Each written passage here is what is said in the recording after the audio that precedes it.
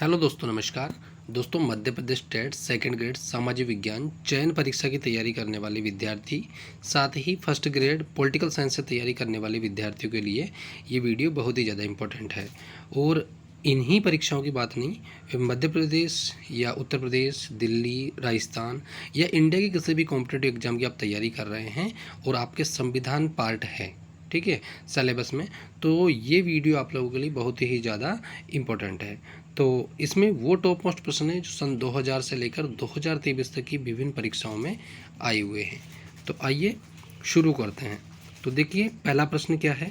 भारतीय संविधान का कौन सा अनुच्छेद संवैधानिक प्रावधानों को संघीय संसद या राज्य विधानमंडलों द्वारा बनाए गए नियमों पर वरीयता प्राथमिकता देता है, वरीयता देता है या प्राथमिकता देता है? तो दोस्तों 13वां, ठीक है। कौन सा दोस्तों? 13वां देता है, ठीक है ना। आगे देखिए आप, भारत सरकार के लेखा की जांच एवं वित्तीय नियंत्रण रखने वाला नियंत्रक एवं महालेखा परीक्षक अपने कार्यों की किसके प्रति जवाबदेही है? तो दोस्तों संसद के प्रति ये जवाबदेही है, ठीक है। दल बदल कानून के तहत यदि किसी सभा के किसी सदस्य की अनर्हता का प्रश्न है तो उसका अंतिम निर्णय कौन करेगा? तो दोस्तों उसका अंतिम निर्णय कौन करेगा दोस्तों? उस सभा का सभापति, ठीक है, जिस सभा का वह सदस्य है, ठीक है, जिस सभा का वह सदस्य है उस सभा का सभापति ये निर्णय करेगा, ठीक है। आगे देखिए आप, पंचायती राज संस्थाओं की जांच करके इस संदर्भ में अपनी रिपोर्ट देने के लिए 1977 में नियुक्त की गई समिति कौन सी है? तो दोस्तों ये कौन सी समिति है? ये अशोक मेहता समिति है दोस्तों, ठीक है। और 1957 की बात करें दोस्तों तो 1957 में बलवंत राय मेहता समिति थी दोस्तों, ठीक है। आगे देखिए आप, किस वर्ष में लोकसभा तथा राज्यसभा में विपक्ष के नेता पद को वैधानिक मान्यता प्राप्त की गई? देखो दोस्तों, किस वर्ष में लोकसभा और राज्यसभा में विपक्ष के नेता पद को वैधानिक मान्यता दी गई? तो दोस्तों 1977 में, ठीक है।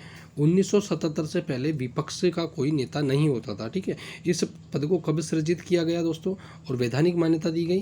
तो ये 1977 में दी गई थी, ठीक है।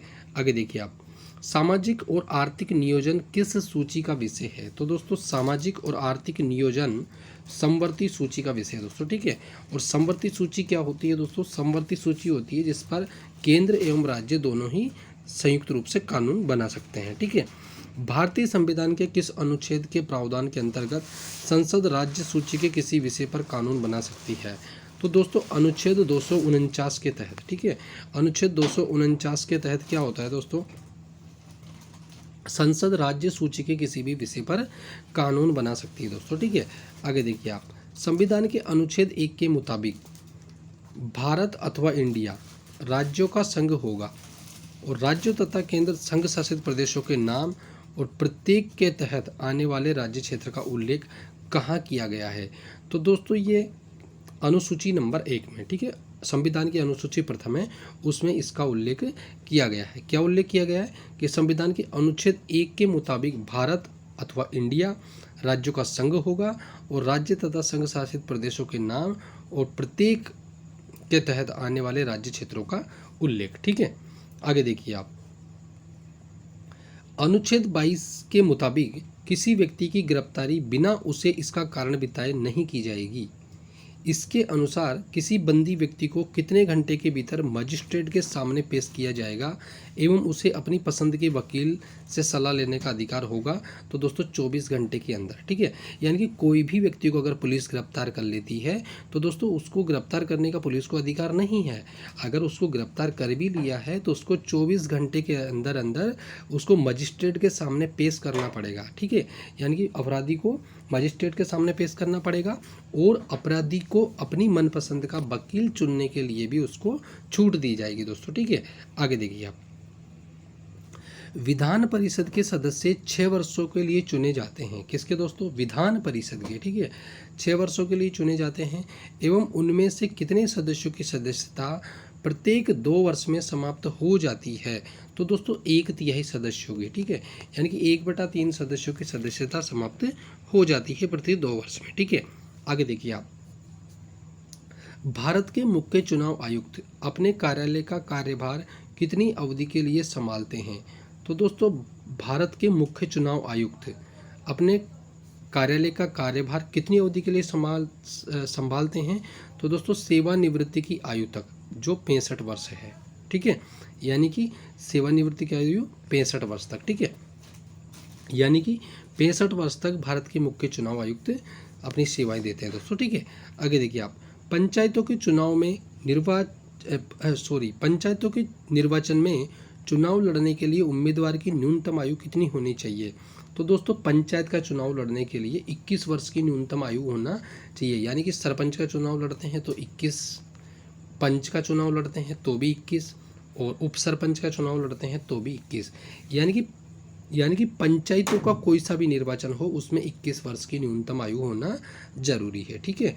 आगे देखिए आप, संविधान के किस अनुच्छेद में अनुसूचित जाति एवं जनजाति के लोकसभा तथा विधानसभा में आरक्षण की बात कही गई है? तो दोस्तों संविधान के किस अनुच्छेद में, किसकी दोस्तों, अनुसूचित जाति और जनजाति के लोकसभा एवं विधानसभा में आरक्षण की बात की गई है? तो दोस्तों लोकसभा में आरक्षण की बात करें दोस्तों तो ये अनुच्छेद 330 के तहत है, और दोस्तों विधानसभा की बात करें दोस्तों तो ये 332 के तहत है दोस्तों, ठीक है। आगे देखिए आप, सरकारों द्वारा शुल्क एवं कर लगाने का अधिकार संविधान की किस अनुसूची में उल्लेखित है? तो दोस्तों ये संविधान की 7वीं अनुसूची में उल्लेखित है दोस्तों, ठीक है। आगे देखिए आप, भारत में जम्मू कश्मीर का विलय ऐतिहासिक परिस्थितियों में हुआ था। जम्मू कश्मीर का अपना संविधान है और यहाँ का शासन प्रमुख सदर ए रियासत कहलाता है। वर्तमान में इसे किस नाम से जाना जाता है? तो वर्तमान में इसको मुख्यमंत्री के नाम से जाना जाता है। और दोस्तों ये धारा 376 नहीं हटी थी, उसके पहले का प्रश्न है। अब दोस्तों जम्मू कश्मीर की बात करें दोस्तों तो ये यूटी है, क्या है? यूटी है, यानी कि केंद्र शासित प्रदेश है। और जम्मू कश्मीर से 2 केंद्र शासित प्रदेश बने हैं, लद्दाख और जम्मू कश्मीर, ठीक है दोस्तों। आगे देखिए आप, राज्य विधान परिषद का कितना अंश राज्यपाल साहित्य कला, विज्ञान, सहकारी आंदोलन, सामाजिक सेवा से जुड़े व्यक्तियों के नाम निर्दिष्ट करता है? तो दोस्तों विधान परिषद में, ठीक है, विधान परिषद में जो राज्यपाल साहित्य कला से, विज्ञान से, सहकारी आंदोलन और सामाजिक सेवा, इनसे कितने लोगों को? तो दोस्तों 1/6 लोगों को इनसे चयनित नियुक्त करता है दोस्तों, है ना, यानी कि मनोनीत करता है दोस्तों, ठीक है, नियुक्त नहीं मनोनीत, ठीक है।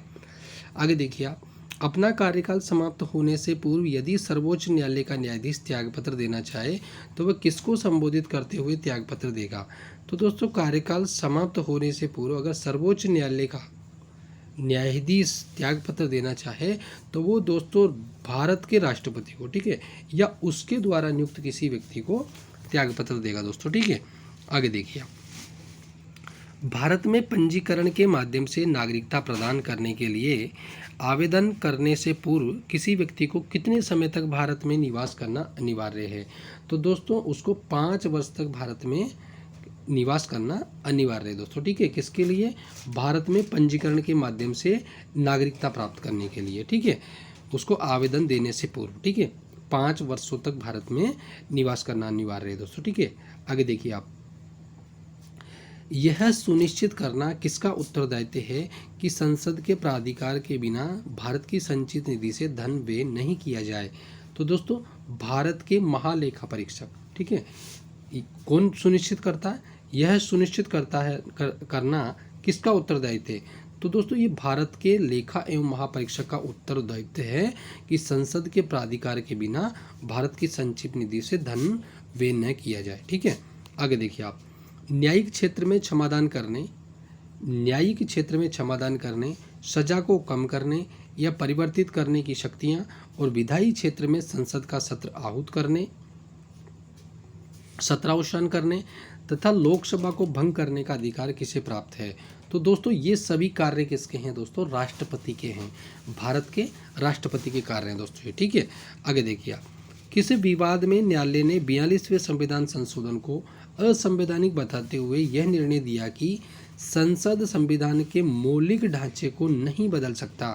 तो दोस्तों ये मिनर्वा मिल्स विवाद, ठीक है, मिनर्वा मिल्स विवाद में न्यायालय ने 42वें संविधान संशोधन को असंवैधानिक बता दिया था दोस्तों, ठीक है। आगे देखिए आप, किस अनुच्छेद के तहत सभी व्यक्तियों को अंतःकरण की स्वतंत्रता का अधिकार प्राप्त है तथा बिना रोक टोक के धर्म में विश्वास रखने और धार्मिक कार्य करने और प्रचार करने का अधिकार है। तो दोस्तों अंतःकरण की स्वतंत्रता की बात करें दोस्तों, तो ये अनुच्छेद 25 के में तहत है दोस्तों, ठीक है, जिसमें किसी भी व्यक्ति को अपने धर्म का प्रचार प्रसार करने की अनुमति है दोस्तों, ठीक है। आगे देखिए आप, जब उपराष्ट्रपति राष्ट्रपति के कृत्यों का निर्वहन करता है तो उसे राष्ट्रपति की परलब्धियां मिलती है, अन्यथा उसे किस रूप में वेतन मिलता है? तो दोस्तों उसे राज्यसभा के सभापति के रूप में वेतन मिलता है दोस्तों, ठीक है। आगे देखो, वर्तमान में राज्यसभा की सदस्य संख्या 245 है। वर्तमान में राज्यसभा की सदस्य संख्या 245 है, जिसमें 233 सदस्य राज्यों से एवं केंद्र शासित प्रदेशों से आते हैं तथा 12 सदस्य राष्ट्रपति द्वारा साहित्य, कला, विज्ञान एवं समाज सेवा के क्षेत्र में दक्षता प्राप्त व्यक्तियों से मनोनीत किए जाते हैं। राज्यसभा को संसद का कौन सा सदन कहा जाता है?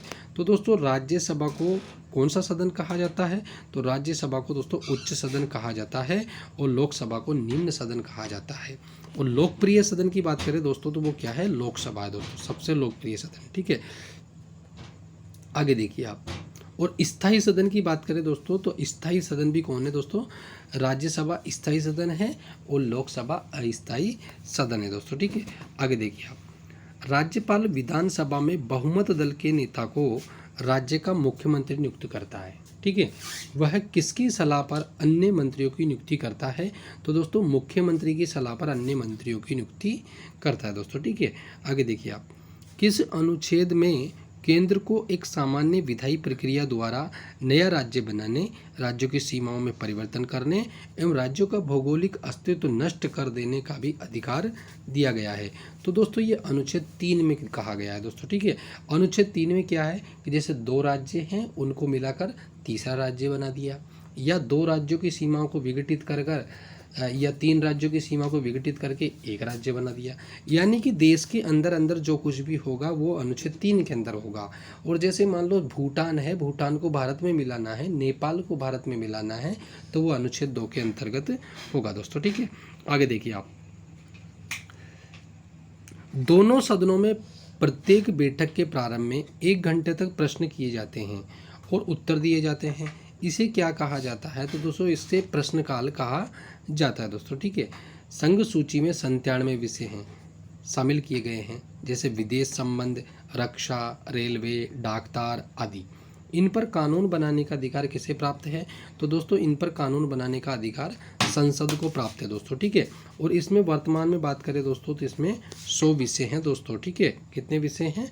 100 विषय हैं दोस्तों, ठीक है, संघ सूची में, ठीक है। आगे देखिए आप, भारतीय संविधान के अनुसार कार्यपालिका संबंधी वास्तविक शक्तियों का प्रयोग किसके द्वारा किया जाता है? तो दोस्तों देखो, भारतीय संविधान के अनुसार कार्यपालिका संबंधी जो वास्तविक शक्तियों का प्रयोग है वो किसके द्वारा? तो भारत के प्रधानमंत्री के द्वारा, मंत्रिपरिषद द्वारा, ठीक है। मतलब भारत की जो मंत्रिपरिषद है उसके द्वारा और प्रधानमंत्री के द्वारा किया जाता है, ठीक है। आगे देखिए आप, संसद का सत्र किसके द्वारा बुलाया जाता है? तो दोस्तों ये राष्ट्रपति के द्वारा बुलाया जाता है, ठीक है। आगे देखिए आप, कौन सा विधेयक धन विधेयक है? इसका निर्णय लोकसभा अध्यक्ष करता है। क्या उसका निर्णय अंतिम माना जाता है? बिल्कुल हाँ, माना जाता है दोस्तों, ठीक है। उसका निर्णय अंतिम माना जाता है, ठीक है। राज्य देश के पर्यावरण के संरक्षण एवं संवर्धन का और वन तथा वन्य जीवों की रक्षा का प्रयास करेगा। ऐसा किस अनुच्छेद में वर्णित है? तो दोस्तों ये 48 क में वर्णित है दोस्तों, ठीक है। आगे देखिए आप, भारतीय संविधान में यह घोषणा कहाँ की गई है कि भारत के लोग संविधान के मूल स्रोत हैं और भारतीय राज्य व्यवस्था लोकतंत्रात्मक है। तो दोस्तों ये कहाँ कहा गया है? तो ये प्रस्तावना में कहा गया है दोस्तों, ठीक है। आगे देखिए आप, राज्यपाल द्वारा मंत्री के रूप में नियुक्त गैर विधानसभाई व्यक्ति को कितने दिनों के अंदर विधानसभा का सदस्य हो जाना चाहिए? तो दोस्तों उसको 6 माह के अंदर विधानसभा का सदस्य हो जाना चाहिए, ठीक है। रीट शब्द किस भाषा का है? तो दोस्तों लैटिन भाषा का है रीट शब्द, ठीक है, लैटिन भाषा का, ठीक है। उच्च न्यायालय का वह कौन सा मुख्य न्यायाधीश था जिसे कार्यकारी राष्ट्रपति के रूप में कार्य करने का अवसर मिला? तो दोस्तों ये कौन था? एम हिदायतुल्लाह। कौन था? एम हिदायतुल्लाह, रहमतुल्लाह। ठीक है।